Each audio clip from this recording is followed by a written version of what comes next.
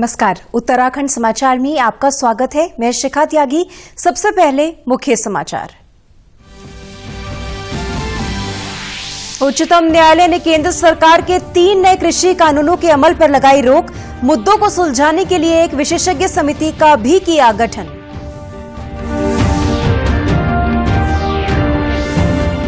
प्रधानमंत्री नरेंद्र मोदी ने आज राष्ट्रीय युवा संसद महोत्सव के समापन समारोह को किया संबोधित। मुख्यमंत्री त्रिवेंद्र सिंह रावत ने भी युवा चेतना दिवस कार्यक्रम में किया प्रतिभाग।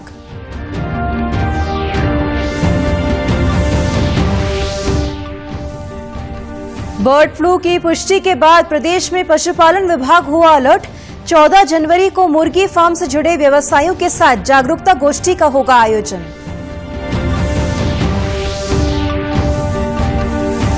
और कोविड वैक्सीनेशन की शुरुआत से पहले आज प्रदेश भर में 309 केंद्रों पर टीकाकरण का किया गया पूर्वाभ्यास।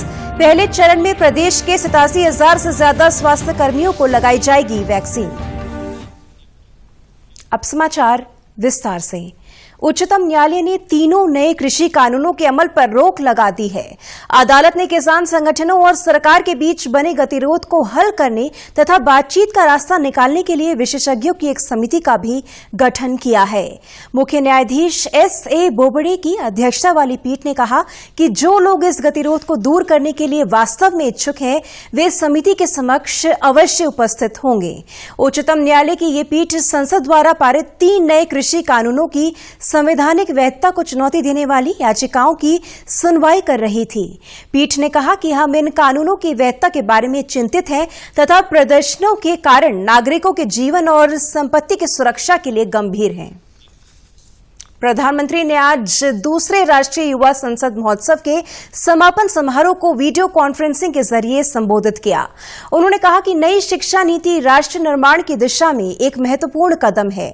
उन्होंने कहा कि सरकार ऐसा माहौल बनाने का प्रयास कर रही है जिसमें युवाओं को बेहतर अवसर प्राप्त हो। स्वामी विवेकानंद का जिक्र करते हुए प्रधानमंत्री ने कहा कि स्वामी जी ने हमेशा नौजवानों की शारीरिक और मानसिक दोनों ही क्षमताओं के विकास पर जोर दिया। स्वामी जी ने जो देश और समाज को दिया है, वो समय और स्थान से परे हर पीढ़ी को प्रेरित करने वाला है, रास्ता दिखाने वाला है।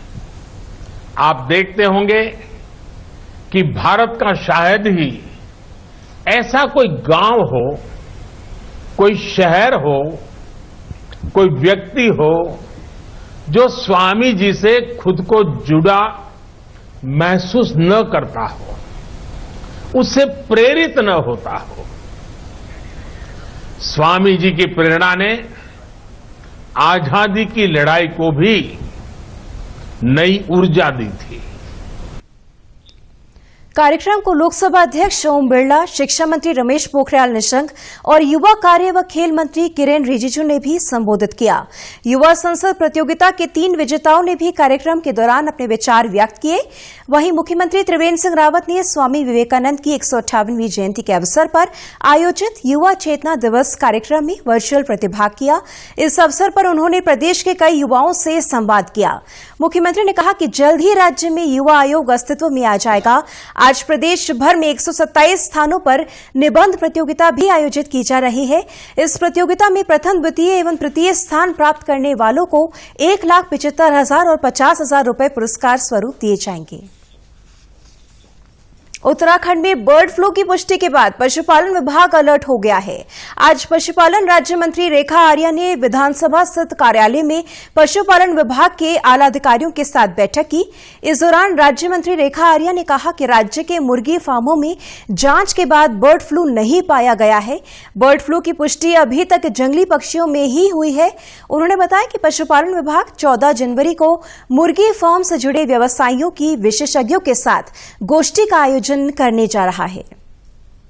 और बर्ड फ्लू की पुष्टि उत्तराखंड में होना जो है वो पुष्टि की जा चुकी है, क्योंकि 2 कौवों की सैंपलिंग हुई थी और उस कौवों की सैंपलिंग में बर्ड इन्फ्लुएंजा होने की पुष्टि हो चुकी है।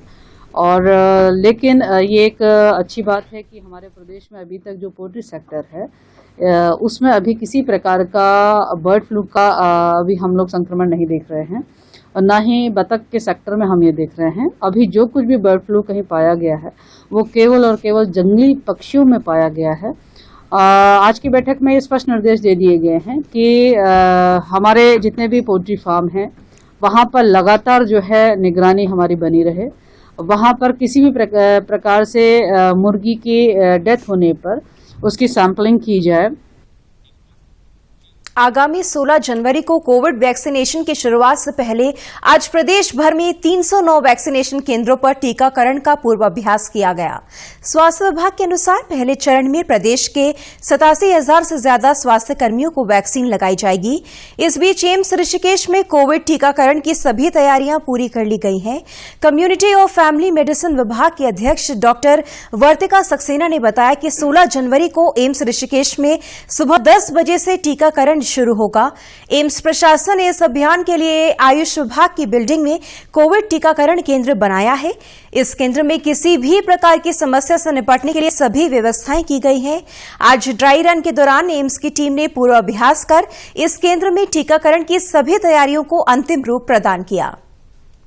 एम्स ऋषिकेश द्वारा कोविड सेंटर वैक्सीनेशन सेंटर की स्थापना करी गई है और इस वैक्सीनेशन के प्रोग्राम में मानकों के आधार पे हमने वेटिंग एरिया, वैक्सीनेटर रूम और ऑब्जर्वेशन एरिया बनाए हैं, जिसमें 30 मिनट्स तक प्रत्येक व्यक्ति का ऑब्जर्वेशन करा जाएगा वैक्सीनेशन के बाद।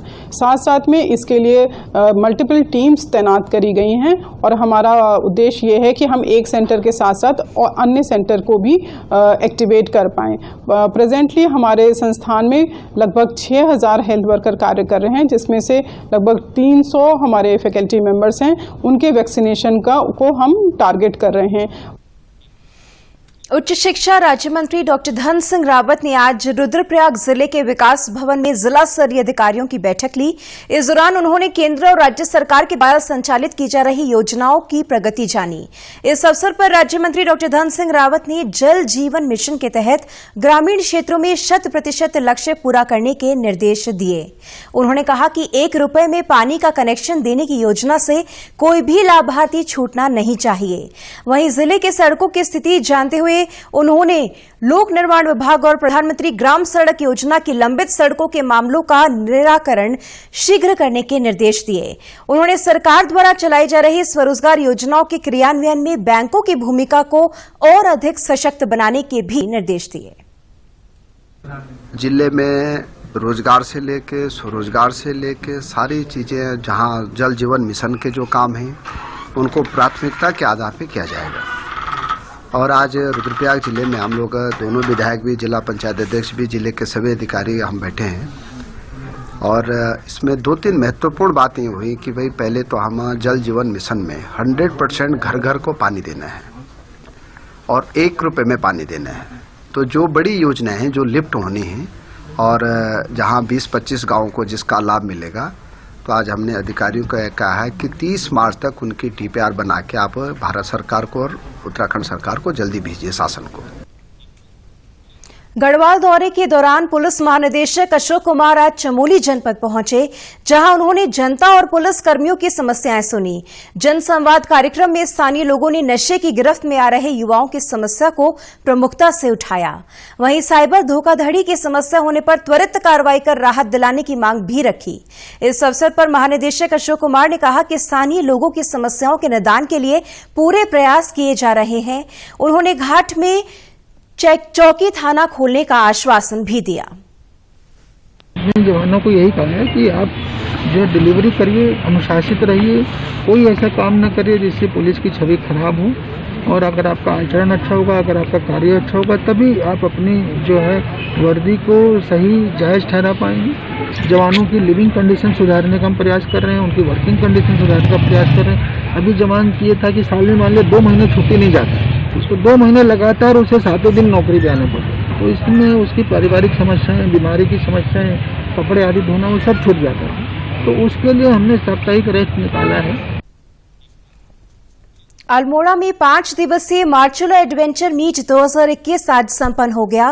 द्वितीय संस्करण के 5वें दिन rock climbing, rappelling, water meditation, parasailing, zip line, of road driving और रिवर राफ्टिंग का आयोजन किया गया। समापन कार्यक्रम में चाय विकास बोर्ड के उपाध्यक्ष गोविंद पिलखवाल ने साहसिक पर्यटन को बढ़ावा देने के लिए जिला प्रशासन की सराहना की। उन्होंने कहा कि राज्य सरकार का प्रयास है कि पहाड़ी क्षेत्रों में साहसिक खेलों को बढ़ावा दिया जाए, जिससे स्थानीय लोगों को रोजगार मिल सके और पर्यटक प्राकृतिक सौंदर्य का आनंद ले सकें। उत्तराखंड में टूरिज्म को बढ़ावा देना है, इसलिए टूरिज्म को बढ़ावा देने के सिलसिले में यह एक मील का पत्थर साबित होगा। जो एंगलिंग है उसको यहाँ बढ़ाने की आवश्यकता है। उसमें मेरी जानकारी में यहाँ लोगों को ट्रेनिंग भी दी गई है, तो हम आने वाले समय में इसको बढ़ाएंगे। पौड़ी जिला प्रशासन कंडोलिया क्षेत्र में एक ऐसे पार्क का निर्माण कर रहा है जहां पर्यटकों की सुविधा को ध्यान में रखते हुए व्यवस्थाएं की जा रही हैं। इस पार्क में पर्यटक एक ही स्थान पर ताल, restaurant, skating ring, cascade fall, cottages, play station, gym और एम्फी थिएटर का लुत्फ उठा सकेंगे। जिलाधिकारी धीराज सिंह गर्ब्याल ने बताया कि पार्क में बच्चों से लेकर बुजुर्गों को हर प्रकार की गतिविधियां करने का अवसर मिलेगा। साथ ही पार्क में निर्मित एम्फी थिएटर में लगभग 300 लोगों के बैठने की व्यवस्था भी होगी। ये जो कंडोलिया पार्क को हम लोगों ने डिजाइन किया है वो एक हर आयु वर्ग के लिए इसको डिजाइन किया है और ये टूरिज्म को तो प्रमोट करेगा ही करेगा, लेकिन साथ ही साथ यहाँ के लोकल्स को एक एंटरटेनमेंट के लिए एक अलग से चीज इनको प्रदान करेगा। और सबसे महत्वपूर्ण चीज जो हम लोगों ने यहाँ पे बनाया है वो है एक ओपन एम्फी थिएटर। तो आप लोग देखेंगे वहाँ पे कि ओपन एम्फी थिएटर को हम लोगों ने इस हिसाब से डिजाइन किया है कि कम से कम 250 से लेकर 300 लोग आराम से उस ओपन एम्फी थिएटर में बैठ के किसी भी कार्यक्रम का वो आनंद ले सकते हैं। इस विविधतापूर्ण पार्क की सबसे बड़ी विशेषता है कि इस पार्क में स्थानीय वास्तुकला की झलक देखने को मिलेगी। यहां पर बना जा रहे रेस्टोरेंट और कॉटेजेस को कोटी बनाल और काथाकोनी शैली से निर्मित किया जा रहा है, जो अपने आप पर्यटकों को अपनी ओर आकर्षित करेगा। सर, पार्क की शुरुआत होते ही हमको ये कहा गया था कि इसको बहुत ही ज़्यादा वर्नाकुलर आर्किटेक्चर में डिज़ाइन है और सारा का सारा मटेरियल जो भी यहाँ पे यूज़ हुआ है वो विदिन 3 किलोमीटर रेडियस के अंदर से ही हमने प्रोक्योर किया है, apart from steel and cement. ये वर्नाकुलर आर्किटेक्चर है, ये पहाड़ का ही एक शैली है जो गढ़वाल में ज़्यादा प्रचलित है। काथाकोनी और कोटी बनाल दोनों किस्म के आर्किटेक्चर हैं। चंपावत जिले के प्रसिद्ध देवीधुरा मंदिर का स्वदेश दर्शन योजना के तहत सौंदर्यीकरण किया जा रहा है। अब मंदिर और आसपास के क्षेत्र में आधारभूत संरचना विकसित होने से धार्मिक पर्यटन को और बढ़ावा मिलेगा। प्रदेश में धार्मिक पर्यटन को बढ़ावा देने के लिए कुमाऊं के बैजनाथ, कटारमल, जागेश्वर और देवीधुरा मंदिरों को इस योजना में शामिल किया गया है। इस योजना के तहत 79 करोड़ की लागत से इन धामों का सौंदर्यीकरण किया गया है। देवीधुरा में 16 करोड़ 25 लाख की लागत से योद्धा भवनों, दर्शक दीर्घाओं और यज्ञशालाओं के निर्माण के साथ साथ पर्यटकों के लिए रैन बसेरे व शौचालयों का निर्माण भी किया गया है। जिले की पर्यटन अधिकारी लता बिष्ट ने बताया कि कुमाऊं के 3 जिलों के 4 स्थानों को पर्यटन सर्किट से जोड़ा गया है। केंद्र वित्त पोषित योजना के अंतर्गत हेरिटेज सर्किट स्वदेश दर्शन का हमारा यहाँ पर 3 जिलों में 4 डेस्टिनेशंस डेवलप हो रहे हैं, जिसमें बागेश्वर का बैजनाथ धाम है, अल्मोड़ा का श्री जागेश्वर धाम है और कटारमल है, और हमारे चंपावत जनपद का देवीधुरा है, मां बाराही मंदिर के परिसर में पर्यटन सुविधाओं का विकास। इसका निर्माण कुमाऊं मंडल विकास निगम द्वारा किया जा रहा है। हमारे जनपद में जो देवीधुरा धाम में मां बाराही मंदिर के परिसर में जो भी क्रियान्वयन होना है वो लगभग 16 करोड़ का है। स्थानीय लोगों का कहना है कि पहले सुविधाओं के अभाव के कारण श्रद्धालु यहां नहीं ठहरते थे, लेकिन अब विकास कार्यों के बाद यहां कई सुविधाएं विकसित हुई हैं, जिसका लाभ श्रद्धालुओं को मिलेगा। केंद्र सरकार की जो ये स्कीम है जिसके तहत यहाँ पर निर्माण कार्य हुआ है, इससे आने वाले समय में पर्यटन को काफी लाभ मिलेगा। बगवाल मेले के दौरान जो जिला प्रशासन से और बाहर के पीएससी वगैरह जो बाहर के जो दर्शनार्थी देश विदेश से लोग आते हैं उनको रात्रि विश्राम की बहुत असुविधा थी, जिस कारण वो लोग दिन में ही मेले को दर्शन कर करके लौट जाया करते थे। लेकिन अब वो रात्रि की सुविधा मिलेगी, विश्राम की, उनको शौचालय आदि की सुविधा मिलेगी। उत्तराखंड की खबरों के लिए आप हमसे सोशल मीडिया के माध्यम से भी जुड़ सकते हैं। हमारा ट्विटर हैंडल है DDNews_देहरादून, हमारा फेसबुक पेज है DD News उत्तराखंड और हमारे YouTube channel DD News Uttarakhand को भी आप सब्सक्राइब कर सकते हैं। कोरोना संक्रमण से बचने के लिए मास्क का अनिवार्य रूप से और सही ढंग से प्रयोग करें। साथ ही सामाजिक दूरी का ख्याल रखें, नियमित रूप से हाथ धोएं, मास्क जरूर लगाएं और याद रखें, कोरोना को हराना है, मास्क जरूर लगाना है। नमस्कार।